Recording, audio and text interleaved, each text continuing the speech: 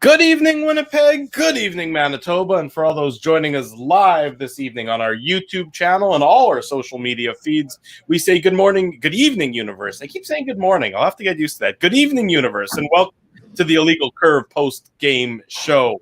Alongside Ezra Ginsburg, Dave Minuk is there at the arena. I'm not giving a plug to the corporate entity that owns that arena for obvious reasons, but we're here to discuss the Winnipeg Jets 4-2 defeat at the hands of the Montreal Canadiens in this evening's action. The Jets, the first of two games against the Habs on this very short homestand. Gentlemen, sometimes hockey is an easy game to analyze, and when you have three horrific giveaways that lead to goals, it sometimes is no wonder that you end up losing, and one of those goals ends up being the game-winning goal in this contest. Yeah, absolutely. And, the Jets obviously had a really good push there in the third period, and it looked like they might tie it up. But obviously, Tyler Toffoli, I thought was impressive all night long. And obviously, there were no shortage of players that were impressing. Brendan Gallagher, Jesperi Kotkaniemi also, who obviously got the first goal. But you're right, Drew. I mean, tough night for Josh Morrissey, even though he picked up a couple assists tonight. That giveaway, and then, obviously Neil Pionk's giveaway, which led to the game winner for Montreal. So, just a very difficult night all around. And, it was really the one period in the middle frame that, really led to the Jets' undoing, because in the third period, they were the better team. And, I would argue in the first period, they were also the better team. So, maybe lack of energy, as Ray Ferraro said on the broadcast, in that middle frame. And you might expect that coming off of a 5-game road trip, Dave. But miscues really hurt them. And, they were playing catch up the whole night. They, go down 2-0, go down 3-1. And, they made it interesting there after Kyle Connor popped in his second on the power play. But not the best puck management on this night. Yeah, no, there's no question about it. The start was excellent. That's exactly what you would have wanted from your team. You dominated, you looked fantastic, really, and you did everything but score a goal. Carey Price playing in his 700th NHL game. It wasn't like the Jets didn't have their opportunities. I mean, they really did, especially, like I said, that first, second line were buzzing to open up the game, but then realistically, you have that giveaway that you never like to see, leads to a goal, and then you're playing catch up for the rest of the game. Now, this is a Jets team that we know can play catch up and not really have a problem, not have fall off. But Montreal seems to have their number a little bit this season. Yeah, it's the Jets. To your point, the first couple shifts of this game were sort of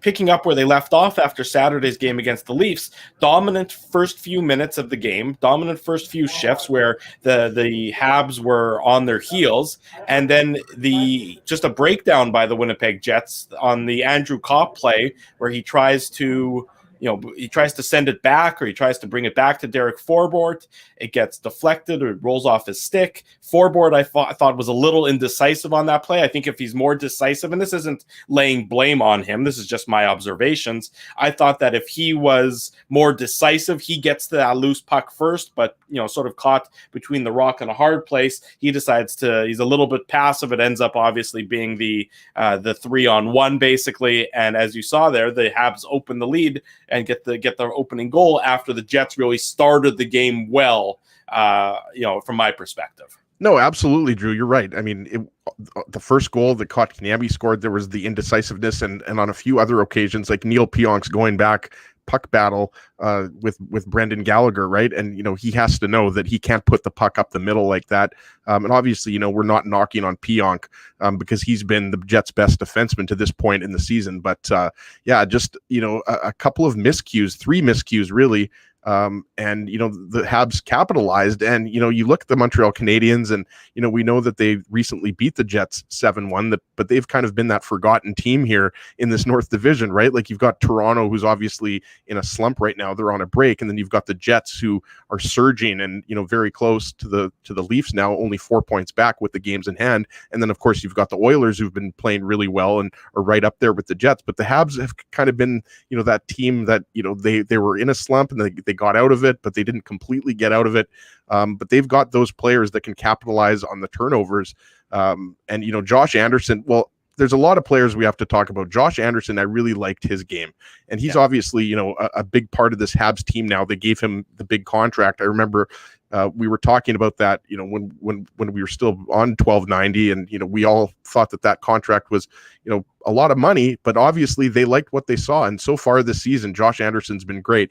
And also, boys, we have to talk about Carey Price. I mean, what did he finish with? 34 saves, 35 saves. He was incredible, made a lot of big saves, especially in that third period. The second period was obviously a little quieter for him, you know, but he was excellent. And he's somebody we've talked about him. He's not having the best season. Jake Allen has been better than Carey Price, but tonight he outplayed Hellebuck.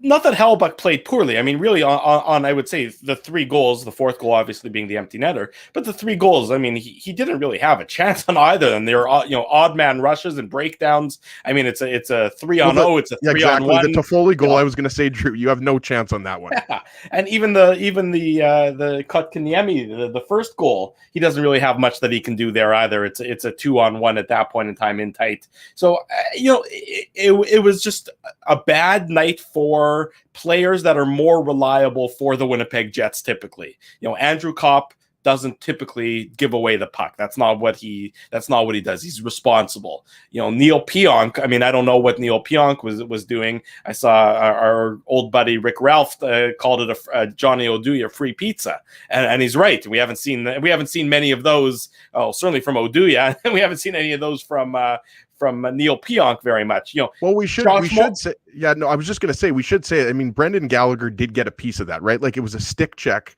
that clearly, you know, Neil Pionk didn't get everything. I don't know who he was trying to get, which forward he was trying to get the puck to, but, you know, Gallagher just getting a little bit on his stick kind of, you know, just stopped him up a little bit. And, you know, it just so happens, I mean, you throw that, Toffoli was right there. And then obviously he's taken out of the play by Gallagher. So Pionk doesn't even have a chance to get back into the play. But you're right. I mean, regardless, he shouldn't be putting the puck there. No, he shouldn't be. And, you know, I thought the Montreal Canadiens were sharper than the Winnipeg Jets were tonight. I mean, the Jets obviously didn't generate any goals 5-on-5. They got the 2 power play goals, which is, you know, certainly counts the same on the scoreboard. But Montreal had better sticks tonight than the Winnipeg Jets did. They were just a little sharper. I don't think the Jets were bad tonight. They just made more mistakes. And sometimes, as I said on the intro, making more mistakes, you know, you can sometimes just break a game down that simply, Dave. The team that makes fewer mistakes wins the game, and that's what happened tonight. Yeah, absolutely, Drew. And I think that's also one of those situations where you're sitting there and you're thinking to yourself, is, you know, like, to your point, how many times did you ever see Andrew Kopp make a mistake like that?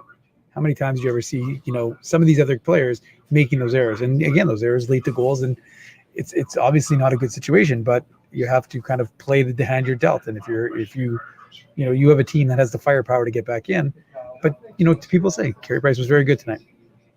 And guys, I really liked what we saw out of Dubois, Ehlers, and Connor. And I realize, you know, that's a line we've been talking a lot about because, you know, since it's been formed, obviously, you know, they've had a lot of success, not necessarily, you know, as much as they'd like on the score sheet at even strength. And obviously Kyle Connor, just 2 complete rockets. But I really liked what that line could do. I mean, you can just see how much time and space they give each other out there. You know, Dubois, I thought was really strong, and you could see him, you know, getting mixed up quite a bit. And also, one guy I think we have to talk about is Logan Stanley. I mean, he absolutely crushed Jake Evans. I saw on Twitter somebody mentioned this, and I agree. I think, you know, he probably should have been in concussion protocol. Like, Dave knows this. Stanley is a big man. Like, this is one of the bigger players in the entire league. Jake Evans is a really good hockey player, but Stanley got a lot of him there. And, you know, that was one of those hits where, you know, you wonder, like, is he seen straight after that, right? And, you know, not even that. Like, Logan Stanley had some good chances jumping up into the play, you know, some good point shots. So I thought him and Poolman looked really good. I thought Logan Stanley was the best Jets defenseman, you know, all around tonight. To your point there, Ezzy, I mean, you don't expect any offense from Logan Stanley, certainly not at this point in his career. But to your point, he did jump up at a number of opportunities. He did try and make himself a little bit more active. And you see that he's playing with more confidence, because a confident player is the kind of player who finishes his check like he did against Jake Evans there. I mean, that's a guy who's now sort of harnessing his size and beginning to he's grown into his height and he's growing into his body, and you're seeing a player who is more confident and who, look, if Logan Stanley, is that third pairing physical force for a Winnipeg Jets team, on their defense, that's not so bad, because as physical as Pionk is, I mean, he's still, not as big. He's still certainly not somebody you would think of as, for their, to quote Brian Burke, their truculence. But Logan Stanley, when you get a little bit, when he gets a little bit of that edge and he gets a little bit of that meanness to his game, well, you can't knock him off the puck because he's 18 feet tall. Yeah, exactly. And he ended up with just over 13 and a half minutes, boys. 4 shots on net. I knew that he had at least a couple, but he was credited with 4 shots on net. And he's got a hard shot. I mean, Dave can tell you about that. It's a very hard shot. And yeah, he looked good out there. And I agree with what you said earlier, Drew. Like, yeah, the Jets lose this game 3-2, but it was one of those kind of games where you say, okay, it's a 1-goal game that could have gone either way. It wasn't one of those, well, obviously the empty netter, but you know what I mean. It was essentially a 1-goal game until Toffoli put that one into the empty net. But it was one of those games that was really up for grabs. Like, the Jets were pressing there. Once they had the extra attacker on the ice, Paul Stastny had the tip that stands out to me, just the save that Carey Price makes. That was the Carey Price, that we were used to seeing, 4, 5, 6 years ago. So overall, I think, you don't like the turnovers in your own zone. Like, you don't like Josh Morrissey coughing up the puck there to Nick Suzuki. You obviously, don't like the fact that, Josh Morrissey had to take a penalty there on Brendan Gallagher, even though Hellebuck made the save on the penalty shot. I mean, there were some of those things where it's pretty clear, as Drew mentioned, like, these are mistakes that the coaching staff doesn't have to go to Neil Pionk or Josh Morrissey and tell them about those mistakes. Like, those guys will own it. Yeah, I mean, Dave, you're obviously in the building. You were there watching it. I mean, exactly to your point, as these are, those are typically good players who just had off nights and had, combination of bad decisions and good sticks from the opposition, Dave, that really led to a lot of the turnovers. I mean, you saw it. Even, how many times did we see DeMello? DeMello took the tumble at the offensive blue line, and it led to a Montreal chance. And you saw Morrissey, I think, toe pick in the defensive corner. I mean, you're a little bit off, and the Habs were a little bit sharper. And that's, I think, the storyline at the end of tonight's contest, Dave. Yeah, and I think this is a Montreal team that came in having lost 2 straight games in Calgary, and they were a team that knew that, they needed to pick it up and play a much more complete game. And I think that's the one thing we're seeing, quite a bit from the North Division is, a lack of consistency. The Jets have managed to be consistent in the sense that they've not lost or won too many in a row with the, which again, we talk about all the time is important because you want to bank those points. So, again, like I said, they've managed to avoid these big, long losing streaks. You're going to expect, I would expect, a much more focused Jets team on Wednesday night.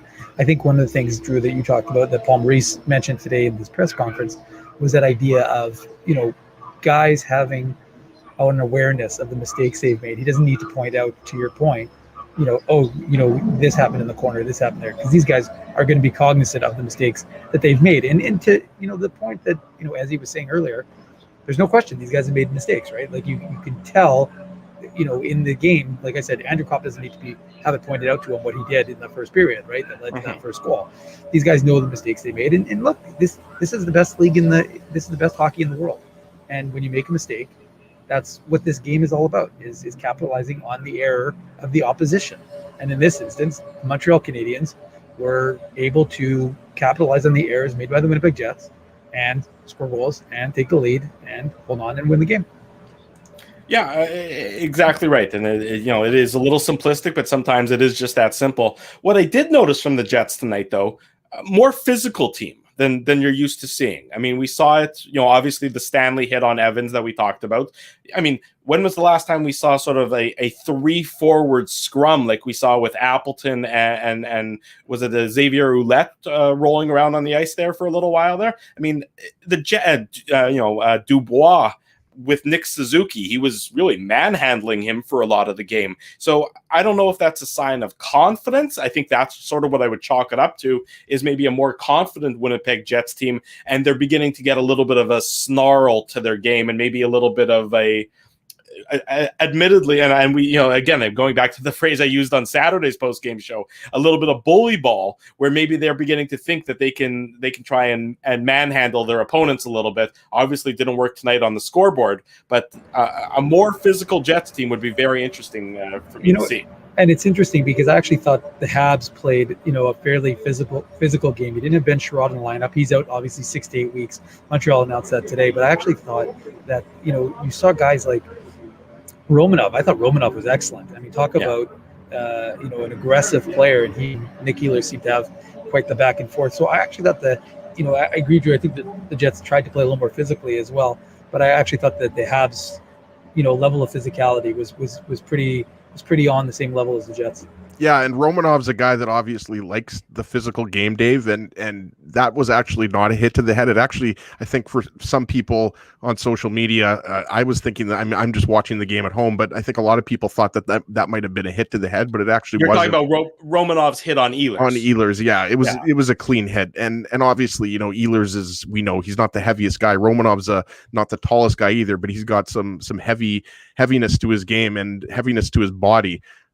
And I agree. I mean, Drew mentioned the confidence. I also think, you guys, it has a lot to do with these teams have played each other a lot over the last, 3 weeks, right? Like, what is it? Yeah. 5 games over the last 3 weeks, 5 or 6 games, right? And we know that the Jets were completely owning the Canadiens up until that 7-1 victory a week ago. But I think that these are 2 teams that most likely are going to be in the playoffs. Like we've talked about it. Calgary's kind of sticking around. Vancouver's sticking around a little bit. But, it's basically, Toronto, Edmonton, Winnipeg and Montreal, and we'll see if Vancouver and Calgary can stick with the top 4 here.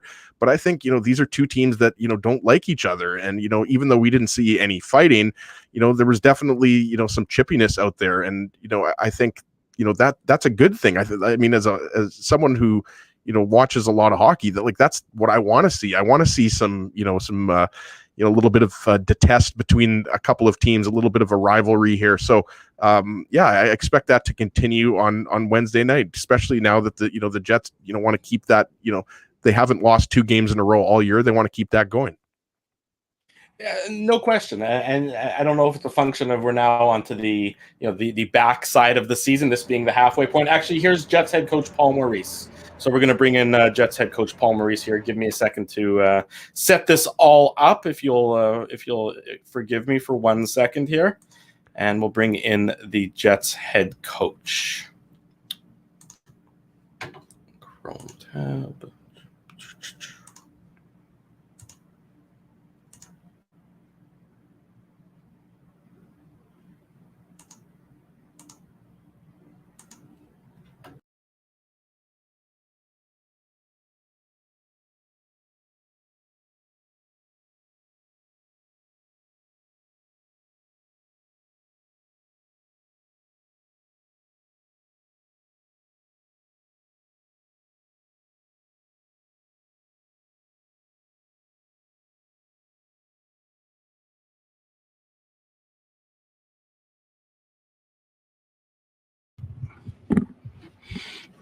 And we'll get going with Ken Weeb from Sportsnet. Go ahead, Weber.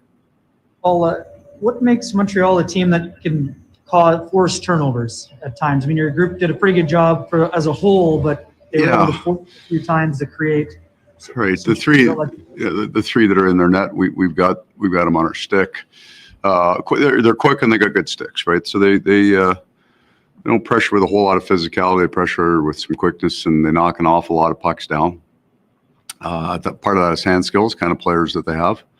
But we would think that we got to do more with the pucks that we had on our stick that ended up in our net. We'll go next to Mike McIntyre from the Winnipeg Free Press. Go ahead, Mike. Well, just in particular on that 3rd goal near the end of the second, how did you see that play? I mean, you guys have the puck in their zone. I guess it takes a bad hop over Josh's stick. And then how did you see it from there? Yeah, I mean, Neil's under a little bit of pressure, and I think we're reading that we're going to be able to clean that out. And I don't know if he saw something up the middle instead of the indirect, but Josh clearly read that he was going to be able to bypass their forwards and we'd have a pretty clean break, and clearly we didn't. We'll go next to Scott Billick from the Winnipeg Sun. Go ahead. Paul, Logan Stanley lays that hit in, I believe it was the second period. Are you? Will you look at that again? Are you worried about the NHL taking a look at that one? No, that's good. That one's solid. We'll go next to Sean Reynolds from Sportsnet. Go ahead, Sean. Hey, Paul, are you happy with the offensive zone pressure your team was able to apply tonight, or did you need more? Yeah, I thought when we did have our opportunities, we a little more net presence on some, but we had some. We had an awful lot, as did they. Pucks to the net that were very dangerous. That we missed the net in the second period with some point shots. So are pretty high end scoring chances. But it was, you know what, Sean, it was just a tight game, right? There was broken plays, flurries to net at both ends, but not a tremendous amount of sustained O-zone time. And that kind of the function of both teams, I think, competing pretty hard defensively. We'll go back to Ken Weaver from Sportsnet. Go ahead, Weaver. All your power play's been clicking quite a bit the last couple of games. What have you seen from it specifically? Just, a little quicker, a little more time with each other. They're starting to get used to, it's not just one play anymore. And we're starting to shoot the puck from the flanks. Our last 4 goals come from shots from the flanks, but we also get some real good, shot tips from Paul there in the middle. So they're starting to use their options. I think, there's some confidence coming with it. We'll go back to Sean Reynolds from Sportsnet. Go ahead, Sean.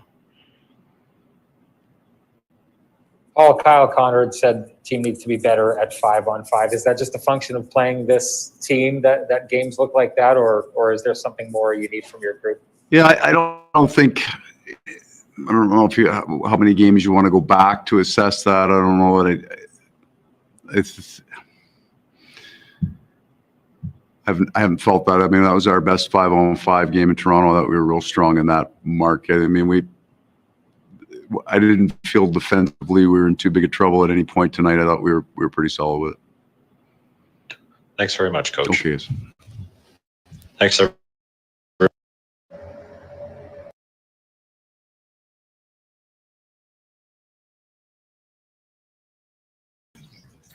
Quick and to the point, there's Jets head coach Paul Maurice. You can sort of tell by nice the to reaction. see Mitch Clinton there as well. Yeah, Mitchell jumped in there as I was switching the feeds back and forth. You're right, but I think you could tell by Paul Maurice's reaction that it was sort of one of those games where the puck is on your stick, and normally you make the clean play, and Montreal was a quarter of a second quicker than your reaction time, and that's often what led to the turnovers and led to the result that we saw tonight. I don't foresee that this being, there wasn't enough here that was worrisome. There wasn't, the pace of the play was pretty even all the way through. If you look at the advanced numbers, I think it was pretty close to 50-50, which this Jets team often even wasn't at that. So, a lot here that is just sort of the bounce of the puck and a way this kind of game goes when there's two teams that are relatively evenly matched. Yeah, no, and you mentioned even a few times there, but it really was, right? We talked about it right before we went to Paul Maurice. This was a game in which the Jets had the ability to tie it up in the third period. And, the eye test and analytics both match up here. The first period was won by the Jets. Second period was won by Montreal. Third period was won by the Jets, right? And so you say to yourself, well, why couldn't the Jets get a better result? Well, it was a combination of those turnovers. Montreal just capitalized. I know it's a cliche, but they really did. Those were really bad gaffes. And, maybe if Hellebuck makes a save on one of those, then it's a tie game and we have an extra period. But, this is a game that I think that when you look back on it, you're obviously going to say maybe, this was a missed opportunity and, it was just a bad 20 minutes that really, led to this. Kind of similar, guys, to the 7-1 victory, right? What were their 4 goals in that second period? And obviously, the Jets, the second period has been, a little bit of a problem for them, but we know that, they have no problem coming back from a 2-goal deficit. So, going back to, what we were talking about before, with, the power play really was, impressive. And, the Jets are basically at 50%, Dave, the last 5 or 6 games, I think they're 6 for 13 or 6 for 14. So close to 50%. So that's, something I think to take away from this game, a positive. And obviously, Scheifele, Wheeler, and Stastny had a great game. And, even though I think you would like to see some goals go in, And obviously, the goals came on the power play, but I think you like a lot of what happened here. I thought Mason Appleton had another strong game. Lowry, Kopp, and Appleton, obviously, aside from the turnover, was also very solid. I thought right after Kyle Connor got his first goal on the power play, they followed that up with a really strong shift. We know that they can cycle the puck and get in on the forecheck and everything like that. So yeah, it's not a game that you're concerned about. Obviously, it goes back to what we talked about before. You don't want to lose another one because you're going on a road trip and it's going to be out in the West Coast and you're going to have some tough games coming up. But you're not upset at all, Drew, with the way that you played. You played pretty well. There were some, hiccups, some farts on the ice, and you have to clean that up. But it's not something that I think there's no pattern that we've seen that would lead you to indicate that this is going to happen again. That's exactly it. This wasn't a pattern game where the Jets are, there's no warts. There's no worrying signs that there was a lot here that could snowball. And Wednesday's game, though, it is important. I mean, this Montreal Canadiens team, for all the coaching changes and all the drama that are surrounding them, simply by virtue of the fact that they have 7 overtime losses, they're only 3 points behind the Winnipeg Jets now. So Wednesday's game is really an important contest because, if the Jets were to lose on Wednesday as well, all of a sudden they're only a point ahead of the Montreal Canadiens, and then it's really, the Habs, the Oilers, and the Jets are really battling for that second, third, and fourth spots there in the North Division. So Wednesday's game might be one of the more important games of the season so far, I would say. I try not to, I try not to use hyperbole too much, but when you're 3 points up on a Montreal Canadiens team and you have 4 more regulation wins than they do, then you really don't want to be that close to them by virtue of the fact that they have so many overtime defeats. And again, it comes down to, has this Jets team, will they be able to continue what they've done so well this season, which is, and it's interesting, right? Because it's one thing Paul Maurice was asked about, I think, by Pierre LeBrun in his availability today about, the North Division and how they were able to, and Chris Johnson, who we had just on Saturday's program, was talking about that idea of, the Jets being a juggernaut. But I think the one thing this team has managed to do well is not get too high and not get too low. So they win a game and it's business as usual. They lose a game, it's business as usual. And you don't want to win. You don't want to lose games, obviously. But I think what it is that this team doesn't get too, they're not sitting there lamenting it. You know what I mean? Again, like I said, you have to be able to park it. You have to learn from the errors that you make in a game. And again, this team made errors, some uncharacteristic ones for sure that we saw tonight. So it's not an ideal situation. But again, I don't know that it's something that's really that worrying. I think that, you saw a team, like I said, tried to get back into it, had some success on the power play. But at the end of the day, like I said, you got a Montreal team that came in having lost 2 straight to Calgary. And, I think they went 1-0-1 in Vancouver. So you've got a team in Montreal that, they had a coaching change. That's not necessarily the bounce that you want. And they that was after the 7-1 win over the Jets, right, in the last 4 games on the road. So they're at the end of a road trip themselves. They've got one more obviously here with Winnipeg. I think they go back home after that, but I think they're at the end of the road trip on Wednesday night. Yeah, and I think, Drew, to your point though, I think this is just a team that's been able to handle anything. And again, they haven't really had to deal with adversity from the perspective of injuries or losing streaks. And I think a function of that is just, like I said, is managing to remain even keel and not allowing things to really impact them one way or the other. Right. And at the end of the day, guys, when you have a 2-goal deficit in the third period, regardless of how you got there, you're still going up against a really desperate team who's got Carey Price in net. And yes, Carey Price is not the price that he was when he was backstopping Canada at the Olympics. I mean, I'm not going to, defend him here. There's no doubt that, at times this year he's been struggling. He hasn't been, god awful, but, he has had games, and we've seen it, here in Winnipeg where, he just hasn't been good enough for them. And that's why maybe they've been playing Jake Allen a little bit more than they would like, but not tonight. I mean, Price was really solid in net. And again, when you go back to the way if the Jets kind of, would have had a sleepy third period, then I'd be a little bit more worried about it. But you can't, I think, extrapolate tonight's loss and make it about more, right? I see some of the comments, and I realize we're in the Jansen Harkins fan club, boys. Like, I'm pretty sure Dave started the Jansen Harkins fan club in the American Hockey League when he was still playing with the Moose. So yes, I mean, we would all like to see Harkins. Unfortunately, you've only got 12 forward spots, right? So the question becomes, like, who are you taking out? And we know that, Paul Maurice has been very hesitant to put him back in the lineup. And I realize, Nate Thompson, I thought, was actually really good tonight.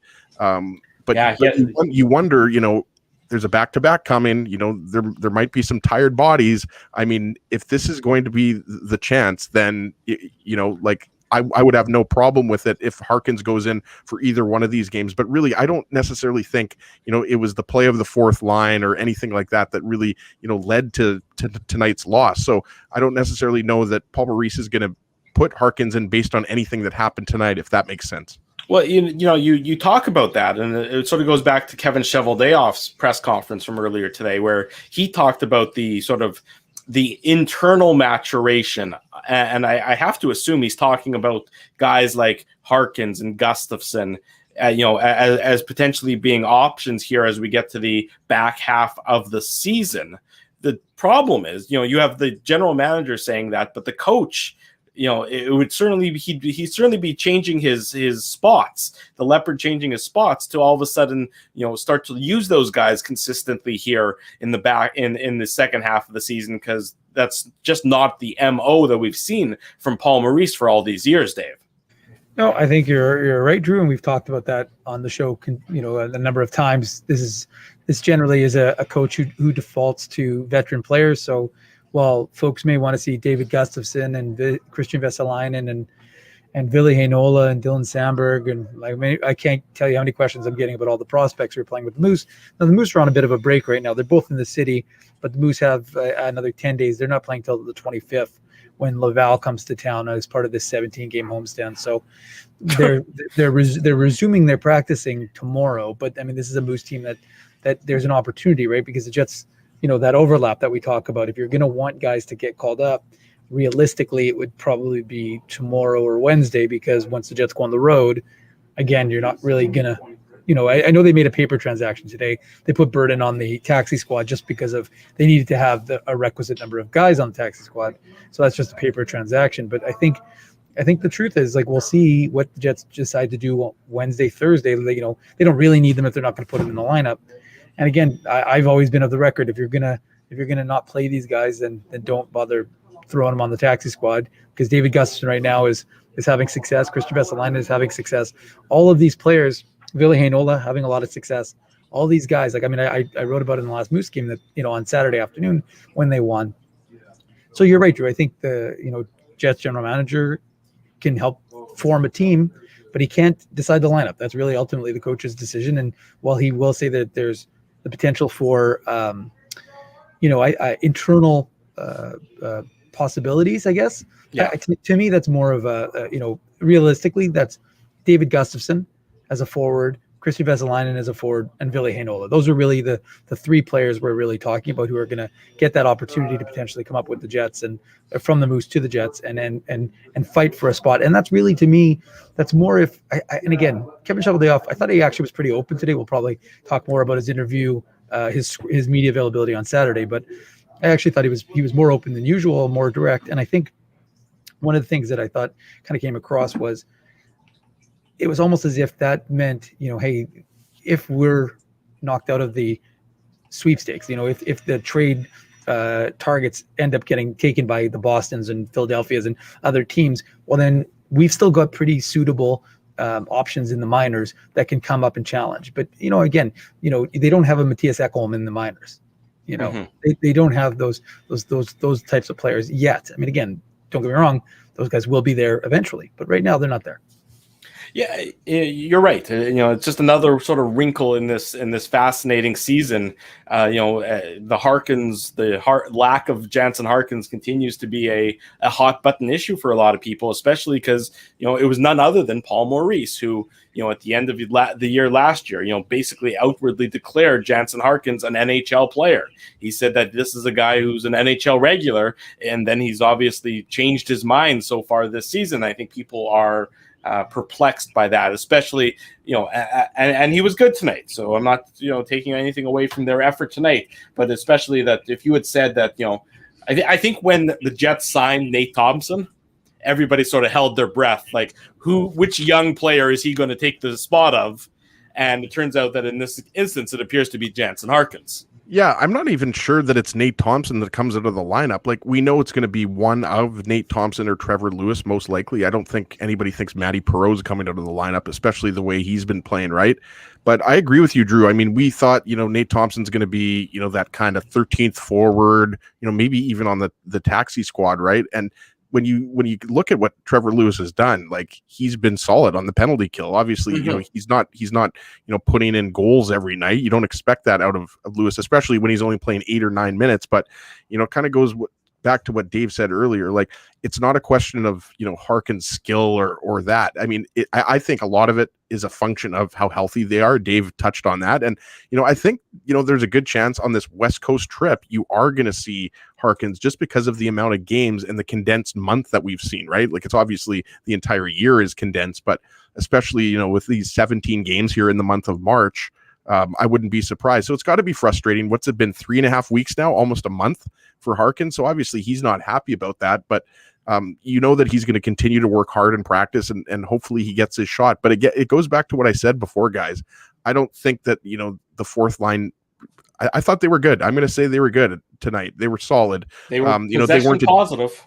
I mean, Nate Thompson, 64.3%, Corsi 4, Trevor Lewis, 53.9%, and Matthew Perreault, 53.33%. So that is what you want from your fourth line. You want some good minutes. You want them to keep the puck in the other team's end. You want them to generate a little bit of offense. Have an energetic effect on the game is what I would say. And it's not a comparison here. You can't compare Jansen Harkins to Trevor Lewis or Nate Thompson, because we're all going to go with Jansen Harkins here based on youth, based on skill level, everything like that. It's a decision made by the coaching staff.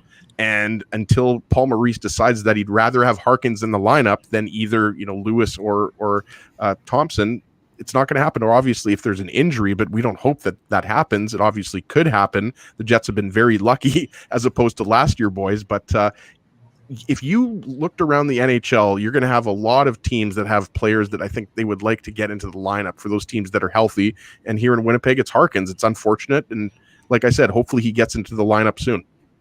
Who plays net for the Jets on Wednesday night, Dave? That's the last question, then we'll wrap up the post-game show. Reminder to everybody that they can check. Post-game coverage continues. Our buddy Ken Weeb and Sean Reynolds, the Kenny and Rennie post-game show, that'll be starting up momentarily if it hasn't already started. So we encourage everyone to head over to their YouTube feed. You can find it on their social media. So when we're done, head over there and you can keep the post-game conversation going. Who starts in goal for the Winnipeg Jets on Wednesday? It's a back-to-back Wednesday, Thursday. Do you go Hellebuck on Wednesday, Brossoit on Thursday, or do you go the opposite way? It's a good question. I mean, Paul Maurice, as he talked about in the last week, felt that he needed to run with Hellebuck after the strong game against Toronto in the first game. Then he went back to Hellebuck, and then he finished with Brossoit. It's a good question. I mean, Brossoit has been very good as a backup. So I mean, to me, maybe you give Hellebuck a little rest because you're going to have some. He's really going to be called upon. And again, like I said, I think he was hung out a little bit to dry in tonight's game for a few of those turnovers. I mean, defending against 3-on-1s, 3-on-0s, not exactly easy situations for a goaltender to ask him to come up with. I mean, stops the first penalty shot we've seen on the Jets this season. So, again, I don't think you're going to lay the game at Connor Hellebuck's. I mean, he got lucky though. He did get, I would say, probably at least half a dozen posts or crossbars today. So, I mean, he did get lucky in that instance. But to me, I don't know that I would lay tonight's game on him. I would just say that. So I don't think you can really go wrong with either one. I think if Connor Hellebuck says as your number one goaltender he wants to go back in the net, you give him the net. And if Laurent Brossoit wants, if you feel that you want to give Hellebuck the night off, I think the team is going to be just as confident playing in front of Laurent Brossoit as we saw, in that game against Toronto on Saturday night. Yeah, I think you make a good point there, Dave, about the rest. Like, just listening to you, because it's obviously 50-50, right? Like, so I'm almost kind of leaning towards Laurent Brossoit gets the start on Wednesday, and then you go with, Hellebuck against the big bad Oilers, right, on the road. So you know that Hellebuck's going to play a lot of games coming up, right? So I would probably lean towards Brossoit, but hey, your guess is as good as mine. It'll be interesting. I mean, I would think that, I saw somebody saying that they thought it would be Hellebuck, and I think I tend to agree with them. Usually the backup goalie gets the second half of the back-to-back, and, Hellebuck, he's lost 2 in a row now to the Montreal Canadiens. I saw somebody else, one of the great commenters also said that, that maybe he's got that taste for revenge in his mouth, and that as a result, you might see him on Wednesday night. Whenever we know the answer, there's only one place to find it. That's, of course, on illegalcurve.com. We'll have plenty of post-game coverage, later on the website, and of course tomorrow morning, bright and early with the morning papers. While you're still here in the room, remember, if you have not subscribed to the Illegal Curve channel on YouTube, do that. Smash that subscribe button, as Dave Minuk is pantomiming right now. Be sure to do that. You'll get alerted each and every time we go live with our post-game show here. We'll be back Wednesday night, of course, for more. Should I check if Sean and Ken are done? I mean, I can take a look over there. I'll see if they're where they are. If they're ready to go or not. Okay, you do that. I'll just keep stalling accordingly. Want to give a shout out, of course, to our sponsors: Rumors Restaurant and Comedy Club, Linden Market Dental Center, Bernstein's Deli, Zappia Group Realty, and Boston Pizza. Support these fine local businesses because they support the Illegal Curve Hockey Show. They make, with their contributions, they make this a reality. For Ezra Ginsburg, for Dave Minuk, I'm your host, Drew Mindell. This has been the Illegal Curve post-game show.